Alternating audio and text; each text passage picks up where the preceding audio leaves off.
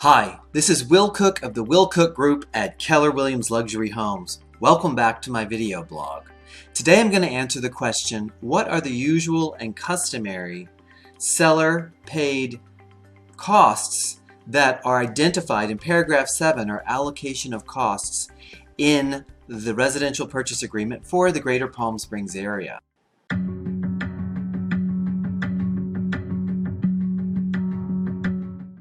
So you've looked at a lot of properties, you've narrowed it down, and now you've decided you want to write an offer and submit an offer on the property of your choice. So you're going to work with your agent to draft that contract.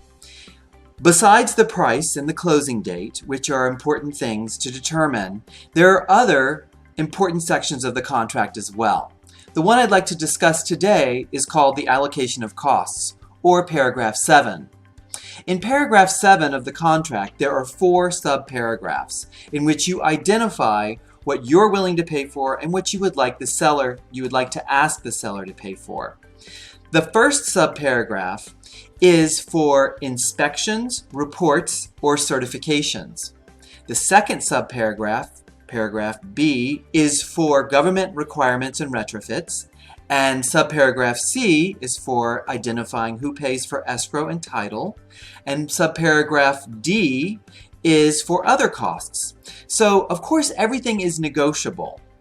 However, there has been a bit of a precedent set just in determining what are usual and customary in terms of what the seller pays for and what you're willing to pay for. So I'd like to go through each of those subparagraphs and identify what has been usual and customary in the Greater Palm Springs area. Paragraph 7A of the Residential Purchase Agreement identifies inspections, reports, and certifications and who's going to pay for those. This is blank on the contract, so it needs to be filled out by your agent. And you need to determine which reports and inspections that you want to have done. It is pretty typical to have a natural hazard inspection report or a natural hazard disclosure report completed and to ask for the seller to pay for that. That would identify any natural hazard potential in your geographic area. The second typical report is a pest inspection report. And the pest inspection report will identify any active infestation of wood-destroying organisms, which could be termites or dry rot. And in this section, it's typical to ask for the seller to pay for this report. The third common report or inspection is the home inspection, and it is typical for the buyer to pay for their own home inspection, and that's usually identified in this section. Paragraph 7B of the contract identifies any government requirements and retrofits and the cost allocation associated with bringing those retrofits up to speed. An example of that might be a smoke detector or a carbon monoxide detector that are now required in all homes in California. Also in California, seismic strapping is required on hot water heaters that are freestanding. So the cost allocation identification in this particular section of paragraph 7 is typical to ask for the seller to pay for the retrofitting in case the hot water heaters are not strapped, and also for the cost of installing the smoke detectors or the CO2 detectors. Paragraph 7C of the contract identifies who pays for the escrow and title fees. It is usual and customary in Southern California for a buyer and a seller to split the escrow fees, or for each to pay their own escrow fees. It is also usual and customary for the seller to pay for the owner's title insurance.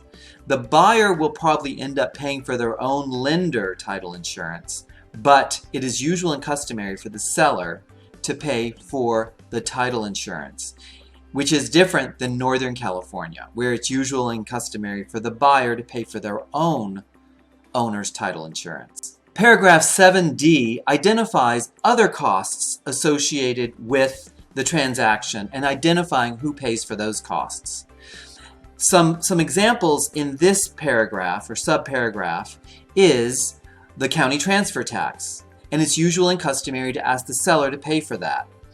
Another example might be a smoke inspection to pay for the smoke inspection report, which is required in Palm Springs and Cathedral City, and it's usual and customary to ask the seller to pay for that.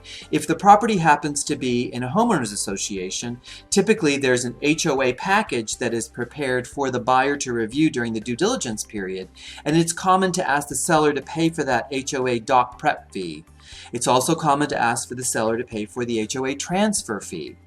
If the property happens to be on Indian or contractor's lease, it is typical to ask the seller to pay for the transfer or any costs associated with the transfer of that lease. Additionally, if the buyer is asking for a home warranty and wants to ask the seller to pay for that, it would be identified in this paragraph, along with the total dollar amount and the specific elements of the home warranty that the buyer wants.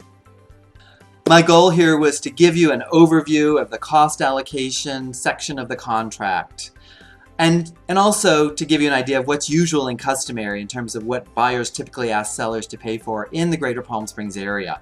Of course, you're going to work with the agent that represents you, and you're going to decide what you're willing to pay for and what you specifically would like the seller to pay for in your contract. If we can help you with finding a home, we'd love to do that. Please feel free to reach out to us, and we'd love to represent you in drafting a contract for an offer on a home. And as always, if you have any other real estate related topics or questions that I can answer, please just give me a call, a text, or an email, and I'd be happy to make a video about it. Thanks for watching. See you next time.